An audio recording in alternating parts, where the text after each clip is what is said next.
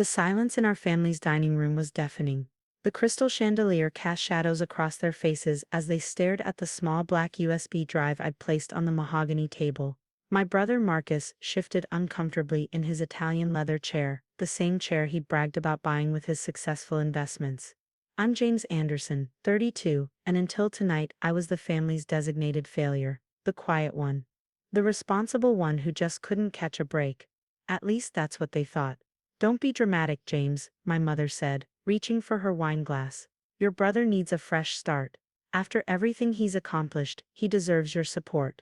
I glanced around the table, my father Robert, still proud in his banking executive suit, my mother Diana perfectly coiffed as always, my sister Sarah, avoiding eye contact while adjusting her designer watch, and Marcus, 35, the golden child who could do no wrong. Everything he's accomplished, I repeated quietly, pulling out my laptop. Let's talk about those accomplishments. Now isn't the time, Marcus interrupted, his voice sharp. We're here to discuss your beach house. It's sitting empty most of the year anyway. The beach house, my $960,000 sanctuary in Newport Beach, the property I'd bought through years of careful planning and strategic investments. The home they thought I'd lucked into through some tech job. You're right, Marcus, let's discuss the beach house. I opened my laptop, but first let's discuss Pinnacle Investments.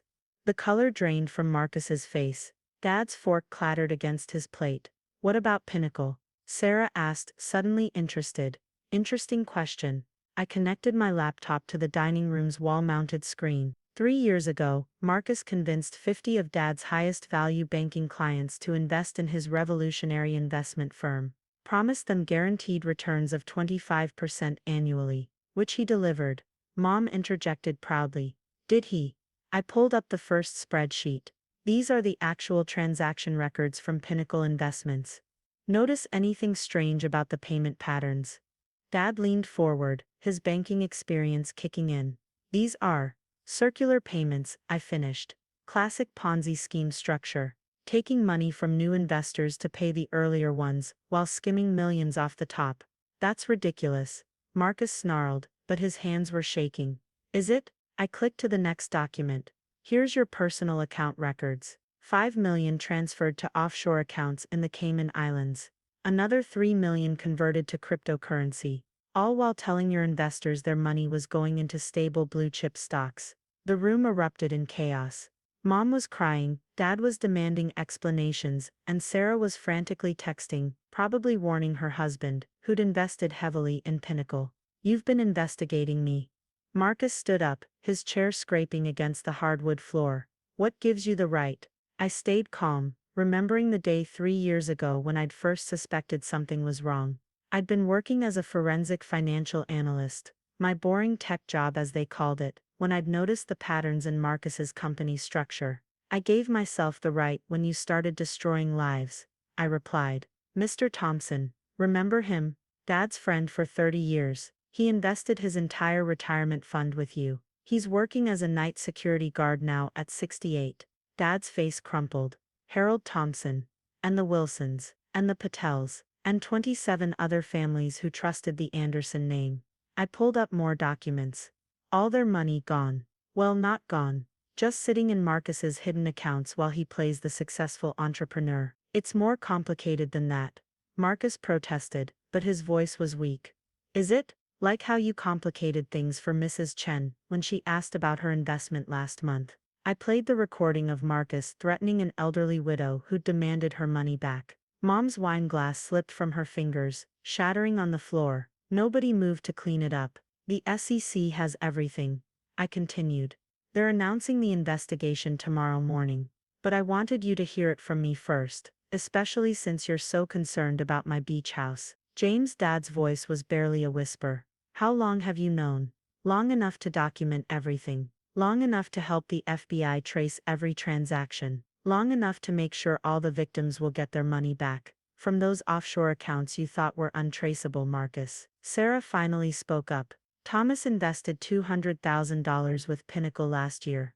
Your husband's money will be returned, I assured her. I made sure of that. Unlike some people, I actually believe in protecting family. Marcus lunged across the table, but Dad caught his arm. Don't. Dad warned, his voice heavy with resignation. You're bluffing, Marcus said desperately.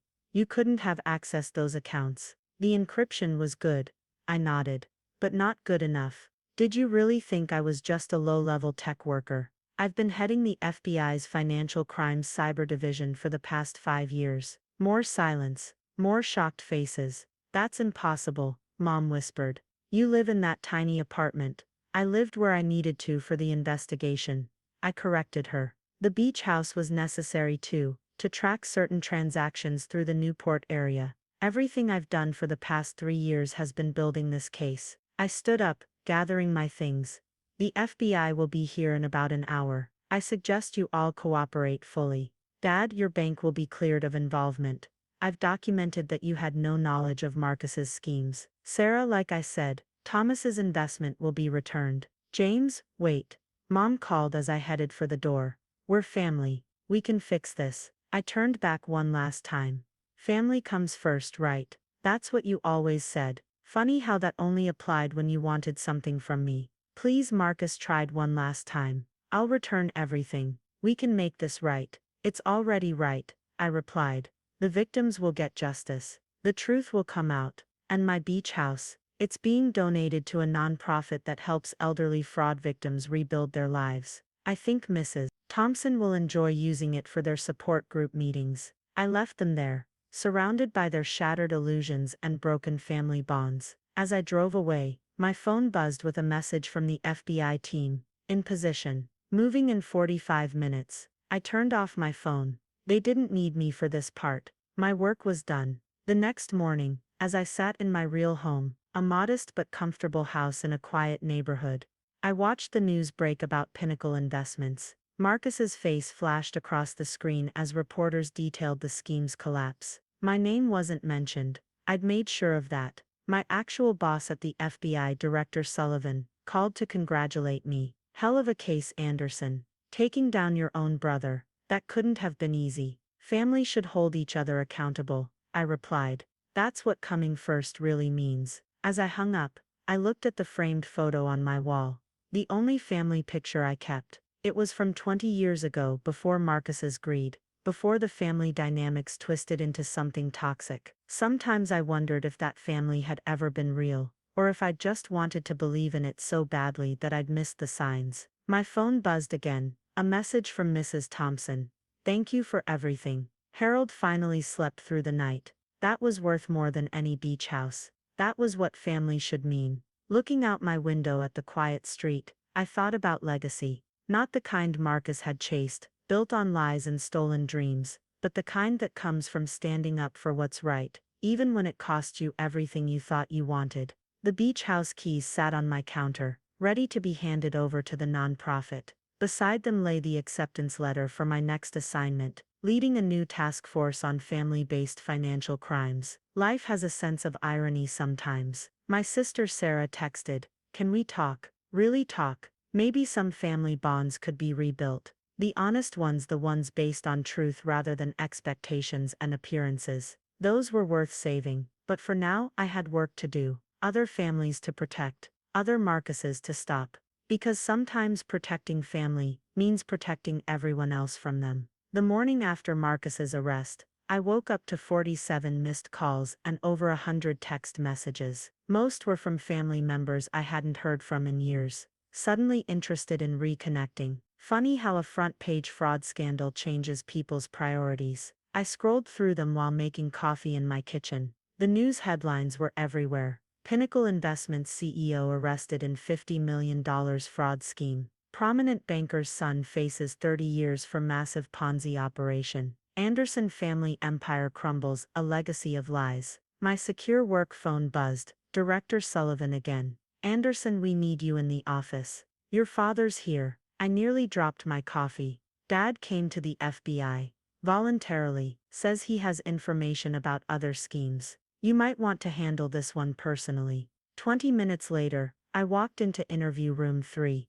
Dad sat there, looking decades older than he had at dinner last night. His expensive suit was wrinkled, his normally perfect hair disheveled. "James," he said, standing up. Then noticing my expression, he sat back down. "Agent Anderson." I suppose that's more appropriate now. I took the seat across from him, setting up the recording equipment. This is an official interview, Dad. Anything you say can and will be used, yes. He managed a weak smile. I taught you to be thorough, didn't I? At least I did something right. State your name for the record. Robert James Anderson, CEO of First Capital Banking. He leaned forward, and I'm here to confess. My training kicked in, keeping my face neutral despite the shock. Proceed. 15 years ago, Marcus came to me with his first investment scheme. Nothing big, just a small real estate flip that seemed a little too good to be true. I helped him hide the paperwork. I remembered that time, Marcus's first big success that had earned him Mom's endless praise and Dad's proud smiles. It was small things at first, Dad continued. Fudged numbers, shifted accounts. I told myself I was protecting him, teaching him the business. He laughed bitterly. I created this monster, didn't I? Keep going. 3 years ago, when he started Pinnacle, I suspected something was wrong. The returns were impossible, the client list was too perfect. But by then, he rubbed his face. By then I was in too deep. If he went down, I'd go down too.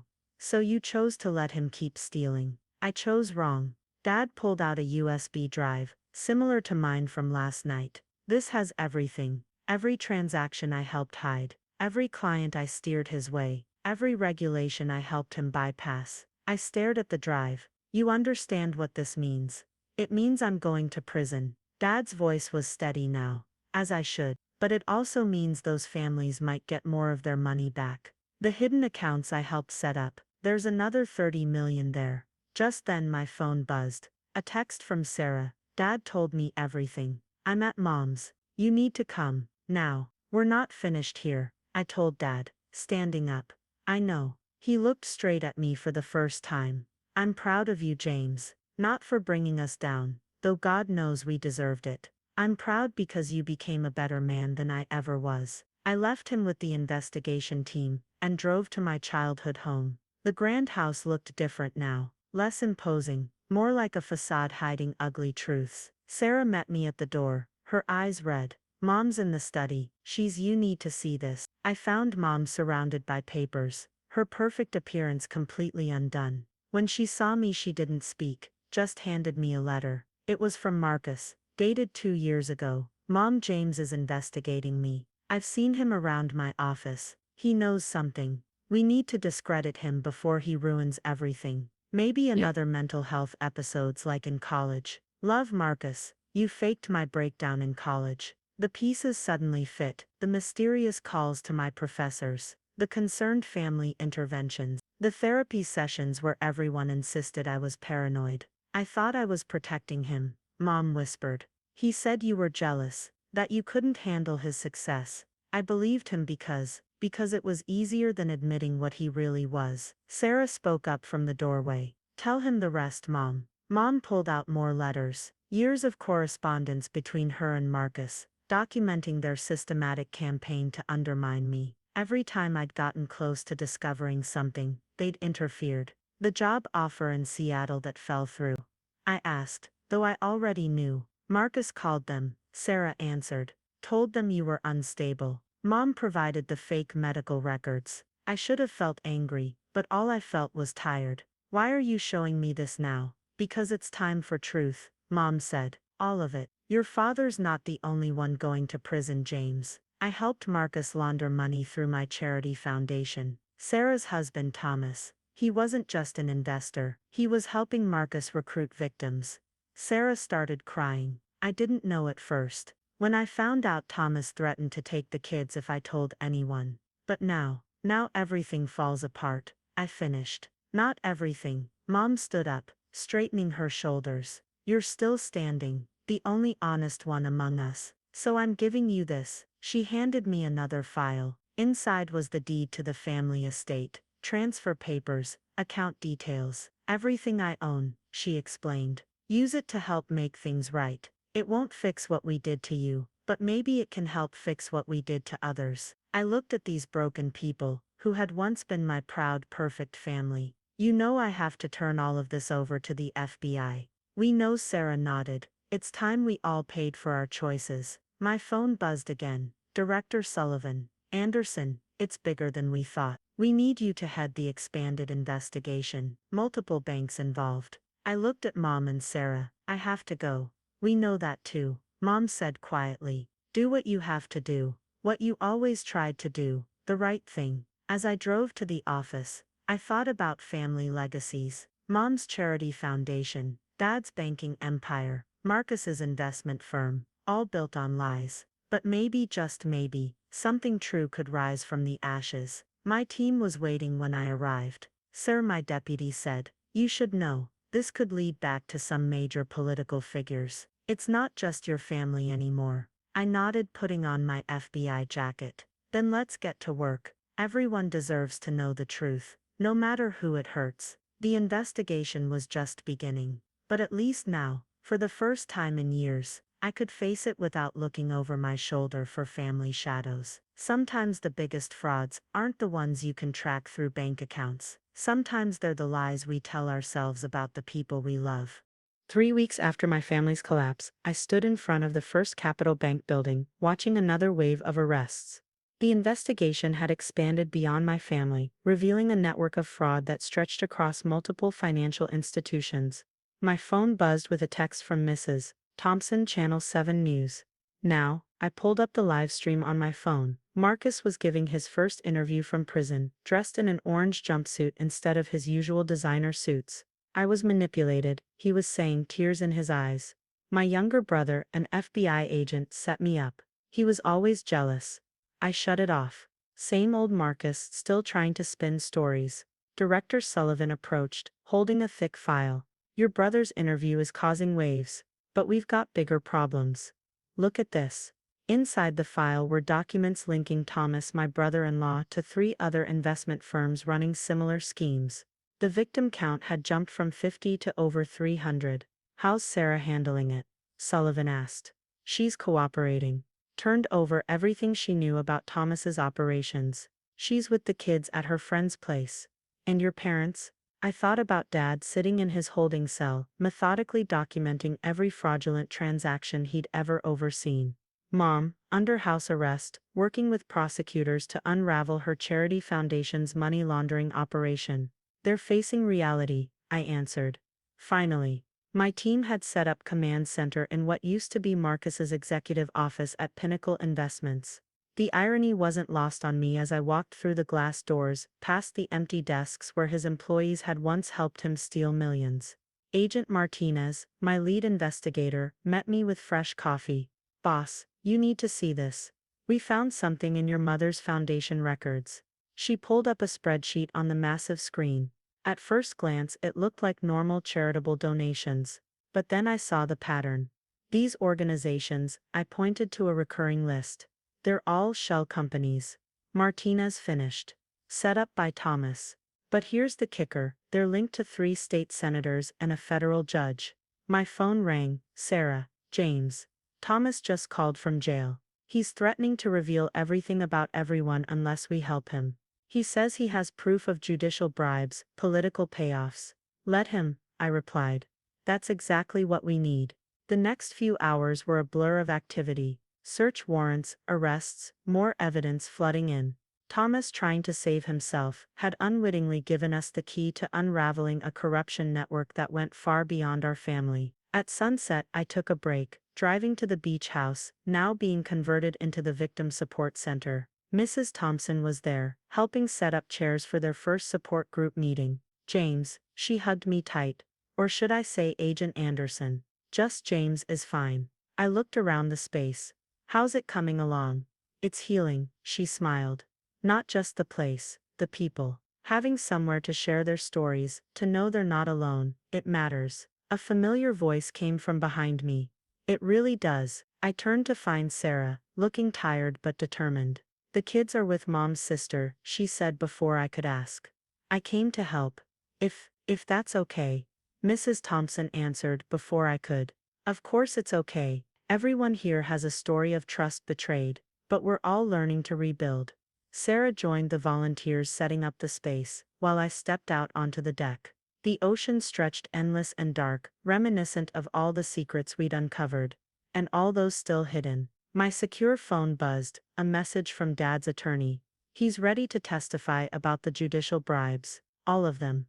Another text followed, from Mom's lawyer. Mrs. Anderson has provided names of all politicians involved with foundation fraud, requesting witness protection. The wave was getting bigger. Tomorrow's headlines would rock the city's power structure. Senators, judges, bankers, all falling like dominoes. Sarah found me still on the deck an hour later. "Remember when we were kids?" she asked. "How Dad would bring us here, talk about building a family legacy." "He built one," I replied. "Just not the kind he meant to." "Maybe we can build a different one," she suggested. "Something real this time. Something that helps people instead of hurting them." Inside, Miss Thompson was leading the first support group session. Victims sharing stories, finding strength in community. The beach house, once a symbol of our family's facade, was becoming something authentic. My phone buzzed again. "Director Sullivan. Congressional committee wants you to testify next week. This goes higher than we thought." Sarah read the message over my shoulder. "Are you going to do it? Someone has to tell the truth. Even if it brings down the whole system. Especially then." The sun had set completely now, leaving us in darkness broken only by the lights from inside the house. Voices drifted out, people sharing, healing, rebuilding. "Marcus called me from prison," Sarah said quietly. "Wanted me to help him write a book. The FBI's vendetta.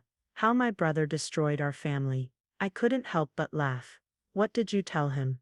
"I told him to write the truth for once. But we both know he won't." Agent Martinez called. "Boss, we found the offshore accounts Thomas mentioned. It's big. Really big." "How big?"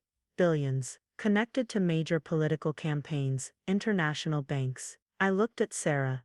"Still want to help rebuild?" She squared her shoulders. "Where do you need me?" "Help Mrs. Thompson here. These people need support more than ever once this next wave hits." The investigation was growing beyond our family drama, into something that would shake the foundations of power in our city, maybe the country. But standing there watching victims help each other heal, I knew this was where it really mattered. My phone buzzed one last time. A message from Mom. "I'm sorry. For everything, do what you need to do. Make it right." Sarah and I went back inside, where Mrs. Thompson was closing the first session. People were hugging, exchanging numbers, finding strength in their shared experience. Tomorrow would bring more revelations, more arrests, more shockwaves through the corridors of power. But tonight in this house by the sea, something honest was finally taking root. 6 months after the initial arrests, I stood before the Congressional Hearing Committee, concluding my testimony about what had become known as the Anderson Network, one of the largest financial fraud exposures in recent history. "And you confirm that these operations extended to 14 states, involving 37 public officials?" the committee chair asked. "Yes, sir. The total fraud amount exceeded $4.2 billion. I closed my folder, all documented and verified. Afterward, outside the Capitol building, reporters swarmed with questions. I gave them the same answer I'd been giving for months.